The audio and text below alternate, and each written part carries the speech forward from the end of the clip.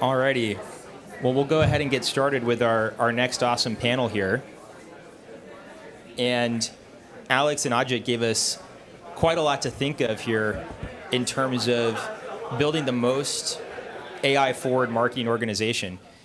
And I love that framing, just thinking about what that means in terms of designing the organization. I think with this discussion, Meg and Steph are actively operationalizing agents within their organizations. And I'm excited to get a little bit of perspective into the how to kind of complement that vision that we just heard. Meg is the director of Intel.com, where she leads the strategy and execution of Intel's global web presence, overseeing digital experience, content operations, and site performance. And Steph leads experience, personalization, and Gen AI and ML across MarTech at Vanguard. I'd love to also just welcome both of you and give you a chance to introduce yourselves as well. Meg, let's start with you. Thanks, Doug. Hi, everyone. Good morning. I do actually lead our enterprise digital experiences for Intel. And our team is very focused on sort of understanding the world that we're living in today and how to operationalize and translate that into the work that we're doing. And so, of course, one of the ways we're doing that is with our partnership with Gradial, but we're looking at all of the work that we're doing and really trying to think about what is the future of this ecosystem and digital ecosystem, and how do we build for that future? So it's not just about today. We're not trying to check the boxes of, how many agents are we running in our workflows. We're really trying to shift that mindset to AI and agents as a trusted partner, not just a task completer. That will really help us, I think, unlock our people's best thinking and putting that thinking and sort of brain power towards solving more complex problems. So that's what I spend a lot of my time doing. And hello, I'm Steph Peters. I'm a recovering former head of marketing who crossed the floor into marketing technology a couple of years ago, working on the IT side, serving the experience product family at Vanguard. So our experience products sit in the middle of our data products and our orchestration products. So web and personalization technologies and platforms, and our Gen AI ML products and platforms, alongside a number of different products that we're bringing in and really working with marketing teams to help them both enable and adopt the stack, but also looking at and improving ways of working for teams across Vanguard. It was great, actually, that Alex came before me, but we're also a very large financial institution. We rebuilt our entire technology stack, moving from a monolith about 5 or 6 years ago, from scratch into a completely modernized tech stack. And we still have decentralized marketing teams, so working across many lines of businesses with each individual marketing teams on then enabling the same centralized stack that we've really worked hard to achieve. So now we're looking at how we pair Agentic and pair, both our own products and our SaaS products into the full ecosystem to really unlock value for our marketing teams across the organization. And as you're rolling out these agents, how is that leading you to rethink the technology operating model and basically the tech stack within your organization? And what parts are staying the same? What parts are maybe becoming more redundant or basically needing that kind of revisit for agents to really be effective? I'd love to hear a little on that.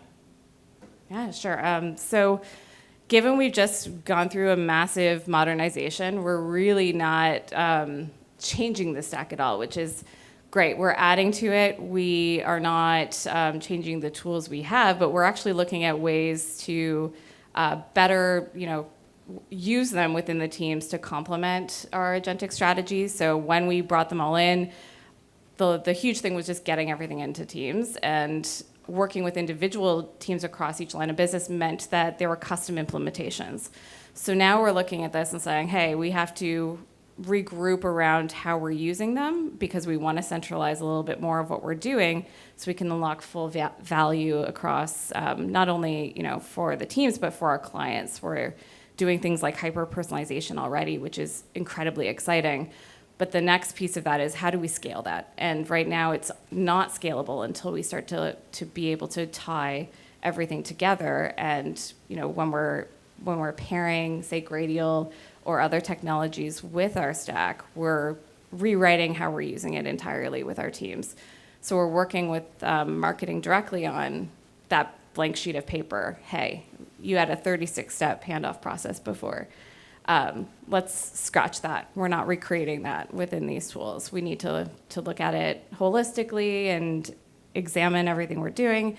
And I want agents to help you with that. So we're bringing in, one of my teams on the AI side is actually building the context layer that we might speak about further, but they're essentially building a product we fondly call Maya. It's a marketing AI assistant. It started as a chatbot, but it actually is allowing marketing teams to query all the previous performance data within their campaigns that they've run before instantaneously, and then pulling in content that already exists, and then pulling in industry market data, competitor data, and create an experience brief or an engagement brief within minutes. And that's something we've built to add into our content supply chain. It's still being tested, and something we see as a huge context layer to help really empower the rest of the tech and move it forward to orchestration. So that's one example of what we're doing. So we're actually driving transformation of our web experience while also trying to figure out how we sort of make sense of what's happening in the market. And I think as we think about the technology stack and the tech that we use to deliver these experiences, there has to be a fundamental shift in how we think about that, right? And so I think, in an organization like Intel or other large companies, we go through cycles of considering what tech we're using, and it takes a really long time to plan for that, to evaluate it, to understand all of the use cases. And the conversations that I'm having now with my IT partners are much more focused around, we're not going to wait a year to look at our technology. We need to be looking at our technology every couple of months. We need to be thinking about how the technology is changing around us, and are we using the full extent of what's available to us there, but also how does that impact and change how we think about other pieces of tech in our stack. And so that's just sort of a mindset shift that's happening around us that we're also trying to drive as we think about what it really means to be current and modern, and also build on top of this ecosystem. And I think also, when we think about transformation, we're trying to build a new experience that sort of puts our best foot forward in market. And like lots of other companies who have large enterprises, wanting to get everything that's happening inside of the company on their website, I sort of have gone from an approach of how can we really govern this, and how can we use some of these tools and technology to help us create a really solid experience that's governable. And as I've gotten more into the tech and working, more with your team, Doug, I've sort of gone to the other end of it. Okay, I think we need to have a really solid system, but we also need to use this technology to enable important, unique moments for the business and the company that help us tell stories that matter. And so it's really for us about enabling those types of experiences and making sure that we have the tech that allows us to do that, but also make sure that we're constantly pushing our partners and our tech to make sure that we can connect some of these dots. We're also really focused on trying to deliver this sort of what I would call a closed loop. And so as we look at the different tools that we're implementing and agentic workflows that we're building as a team, we're really trying to understand and drive deeper connection between those tools. So what that means is if we have a tool delivering data, we want to understand how we can agentically deliver that data into another tool like Gradial so that our teams can actually access that data in one environment and start building geo-optimized pages, for example, without needing to step across 4 different tools and piece together output of all of those tools and then understand it. And so I think that's sort of where we're going in terms of how we think about the tech. And is the speed at which you're making those tech evaluations and kind of reconsidering month by month, is that basically increasing in like the speed of those tech decisions? Yes. Everything. The speed of everything is increasing, I think I would say.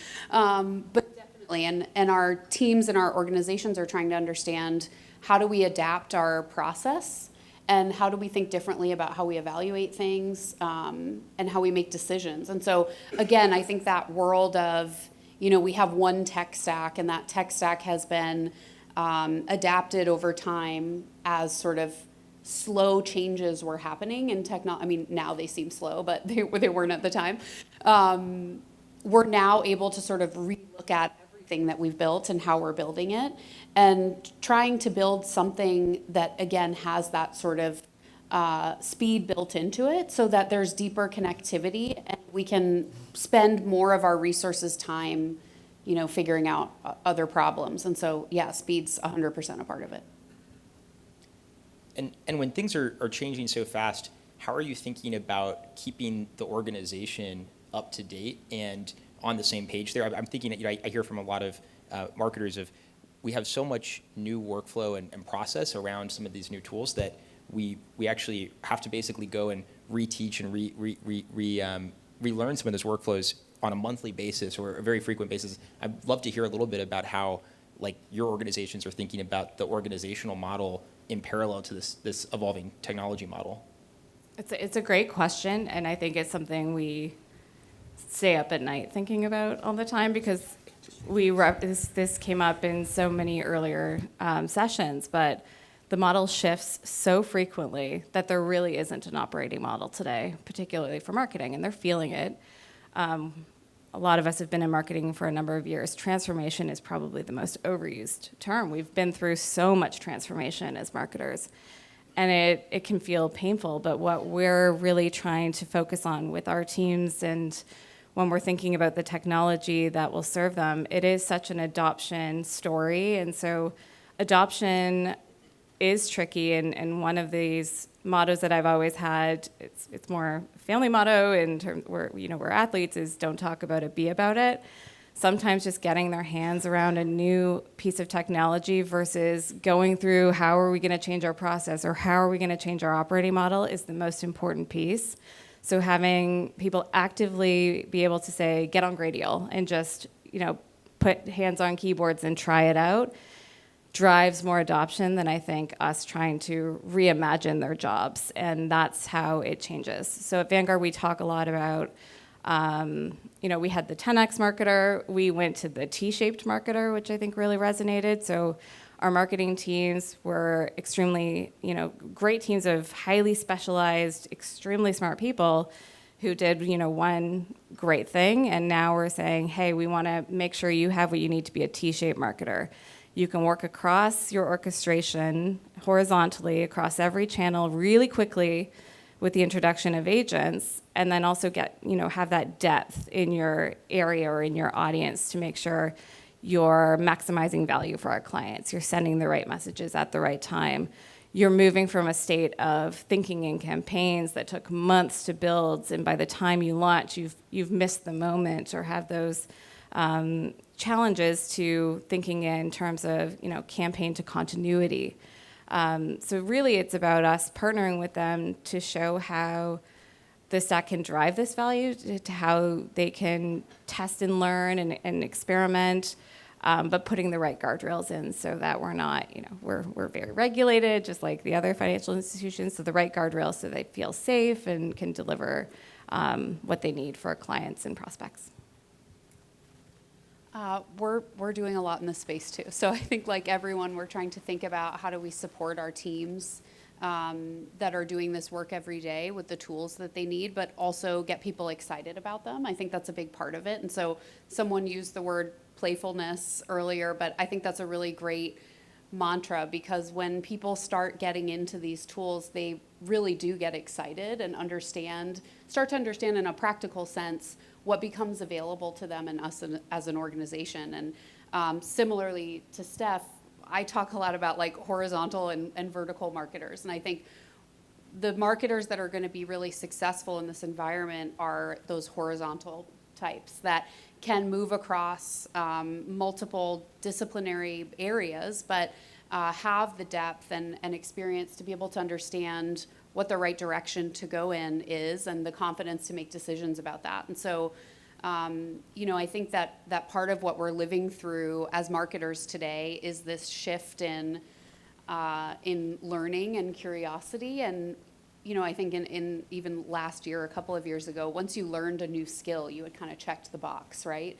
You got a certification in something, you understood how something worked, and I think people are looking for that a little bit right now. And what I'm trying to encourage is a different way of thinking about it, because I don't think that exists anymore. I think we've kind of shattered that reality. And so it becomes more about how to maintain a level of curiosity and continue to try to learn and be curious about what's happening in the market every day, because we're never going to reach a threshold of having learned it all, right? Because it's changing every day. So I'm hearing it's now being called vibe marketing, which I can't get behind. So it's like vibe coding had its thing, and now it's like vibe marketing. But I mean, we need to rebrand it. We have a whole host of people who can help us rebrand it. But I do like that as a catalyst for how people are thinking about it. It is the playfulness, the experimentation aspect that really drives it home for me, and I think is making the difference for teams. So I think this is an interesting kind of segue to the context layer, because so much of what you're trying to figure out with the organization is, how do we get the context of where do I start a task? Like, who's involved? Who's part of this workflow? Who's the right approver for the update that I'm making on this specific brand or the specific page? And it's the same context that the team needs, but also that the agents need. And I think it'd be really interesting to hear a little bit about how you're thinking about that context layer, and particularly around the intake and the start of a marketing campaign. How do you centralize 20 different work streams so that you always know where to start when you're talking to that agent? I'm curious if that's something that has been top of mind as part of that context layer. Like, where to begin on that? But I think, and it's interesting to talk about work streams and workflows, because I think as we're enabling this, you're seeing, say, one marketer now move through an entire workflow alone, whereas previously that was 15 people, or that's exaggerated but true in some cases. And now it's about thinking through what it means when you can have someone actually go from an idea, and that's where we want them to go from their idea to execution within a week. And that's being conservative, adding all the checks and balances with regulators. But essentially, we're envisioning this being individuals who are able to move through creation, curation, and orchestration on their own without needing the consultation that used to happen. So how do we then ensure that there's not too much going out from a client perspective? What guardrails are we putting in to our systems to recognize when this is happening or combine them? And I think this is very early thinking for us, but adding in the context layer is becoming increasingly important. But we're likely still at a foundational builds of all of these capabilities anyway. So it does feel like a little bit of a later problem that we're also trying to solve as we go, because I think that's likely the best way to do it for us at the moment. And is there a single place to start when you're interacting with an agent, or do you have multiple starting points with multiple different agents? Oh, great question. We're trying to do the single point. So we're really thinking through, like Meg mentioned at Intel, what is that single pane of glass?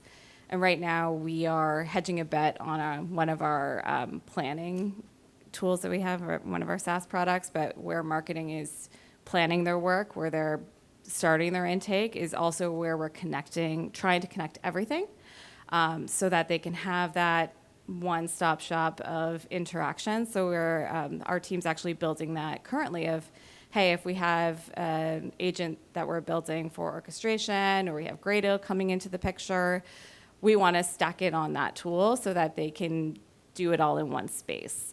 So we're currently building what that looks like. But in all of our architecture, the idea is that we're not sending people to 10 different things. We played around with a chatbot experience. We've expanded since then, but we're certainly thinking through like someone not having to sit at their desk and try to figure out what they need to open or what they need to do, while also centralizing that experience for everyone. I want a marketer to come in and immediately understand what their day looks like and how they can use the tools from any part of our organization and have it be familiar. we're in a similar phase too, so we're building this now. But again, I think it sort of speaks to that closed loop that I mentioned earlier, and really a focus, similarly to you, Steph, on building an ecosystem that works for us so that we don't have to work for it. I think that's a big part of it, is just really building in that intelligence and helping drive the right connections so that the system that we build is smart and we don't have to do all of that work of passing information from tool to tool. So that's definitely a hot topic right now. Awesome. We have a couple minutes here before lunch, and so want to open the floor up for some questions for our panelists here.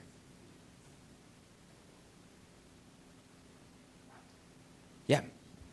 Hi, I'm Jess from Hasbro. So when you talk about building your context layers, Oh, thank you. How far outside of marketing are you going? And is there an argument to be made? Because we're kind of dealing with a question on our side where, like, how much is enough? How far into the organization is enough? But what should the gold standard be? That's a great question.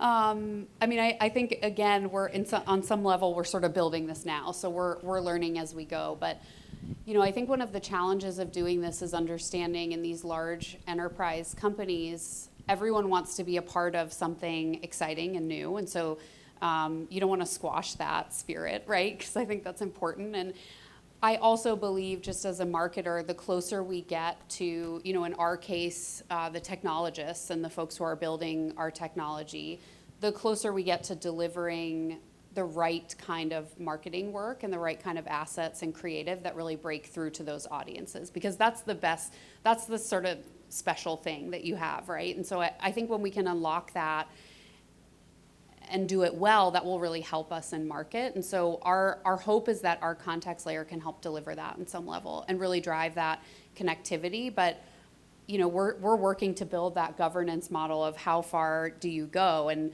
where we're starting now is really trying to unlock teams of evangelists who understand the technology, understand what we're trying to do, and bring together these smaller cohorts of people who are cross-functional and can help create consistency. Because, you know, when we think about things like this, sort of related but unrelated, GEO and how we show up in the marketplace, which I believe that even that input delivers on that on some way, right? Because every piece of content matters, every channel matters, and how we show up across those channels really matters, and consistency is more important than ever. So, you know, we're trying to think about how to enable these evangelists inside of the company and give them these tools to be able to build out isolated places and impact that we can then scale.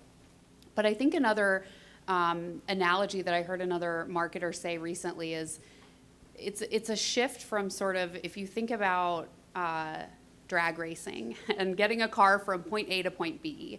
That was the old way of marketing, right? Like it was very clearly defined steps. We understood how to do it. There was a brief and there was a launch date and then there was a measurement date. That was very defined. And the world that we're living in now is more like Formula One. And so it requires deep integration, lots of logistics, lots of data feedback, people doing a variety of different jobs to try to get to one outcome together. And so I think that kind of encapsulates the spirit that we're trying to drive when we think about how to enable our people and this technology, because it all impacts, everything has an impact, right? I think more than ever now with the changes we're seeing in search and other areas of the digital ecosystem, every piece of content matters. How we got to that piece of content matters.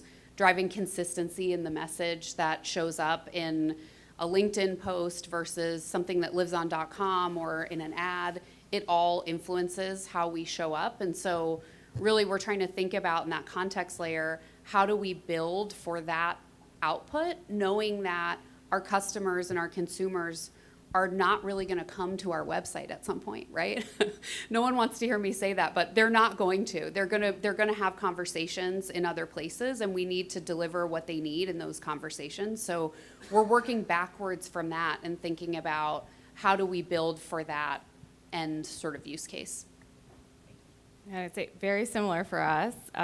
Although to suggest we're not doing this in very close partnership with our compliance and legal teams would be to my detriment, but it's very true. And actually what's interesting is we've looked at and are partnered with an AI solution that is actually helping us with our own context layer from a regulatory standpoint. So really, I won't name drop them, but really cool ability to then help our partners feel really comfortable with what we're building, because we're layering in the compliance and regulatory needs from AI tools, from incredibly smart lawyers, to give them comfort and boundaries of how our marketers can then go to market. So we're trying to find also where some solutions will help them add the context they need to what they're doing, while also similarly building everything up and finding each opportunity where we can to add what they need to be able to execute. I think we have time for one more question. I have a microphone. Oh, Hi. perfect. Ajit in the last session talked a little bit about taste. And I think it's really interesting because so many of these conversations go to faster and cheaper. Performance marketing tends to go to that space. You think about a highly regulated environment and the constraints of that. Where does taste fit into that kind of context layer that isn't automated or manufactured? I love that question. It's something that matters a lot to me as I think about, experiences that our customers and users touch. But for us, it starts with a really clear system of design that's well articulated in such a way that we can use it in a platform like Gradial, which I think is a great example. We have the ability to train the platform on our design system, how we use that design system, and how we want to govern the experiences, because consistency in the design is really important to us. And so, I think it's definitely about understanding how the agents and the systems ingest information and building tools that help train the agents for us so that we can get the right output. And so, again, for us, that comes down to sort of pattern libraries that are ingestible and make sense, a clear articulation of our design and style guides and how we want those to be interpreted when work is produced. And so far, that's working pretty well for us. But, I think you always have to maintain some level of flexibility in that to sort of, like I was referencing before, do the storytelling that we need to do for the humans. Because a lot of what we're all trying to balance now is how do we make sure that we're delivering for humans while also delivering for the machines. And I think that design element is what differentiates in those two. And so we still want to delight, we still want to surprise and sort of have that emotional impact on our customers and users. So that's how we're thinking about that now. I would plus one on that entirely, because I think where we're trying to save time and create productivity is also for more of that creativity that we want our marketers to still have, while also, Vanguard is extremely client-centric. It's built within our mission. There's language we use about how we, go to market with our clients, and we're very considerate about it, and we want to make sure we're training everything on how we, want our clients to feel, what the impact is. There are times where we, don't go to market with certain messages because it's not for the benefit of our clients, and everything we do is about that. So I think it's been really important for us to have the right level of, taste injected in, but the right thinking behind everything we're doing. Design system has become a huge one for us. We have so many creative, phenomenal people that we have 5 or 6 design systems right now across our organization. So we're looking at, hey, how do we actually create the big mama design system out of the best of what we have, and make sure then that client experience is seamless. That's really what's important. At the end of the day is people getting what they need from us, particularly in times of market volatility like we have right now. Are we able to meet them where they are? Are we able to meet them with what they need? That's a big part of how we're thinking about everything. Awesome. Well, we have a great lunch planned on the 16th floor, followed by workshops on the 16th floor as well. But before we break for that, first, a huge thank you to both of our panelists and all of our panelists here today. Really appreciate it. Thank you.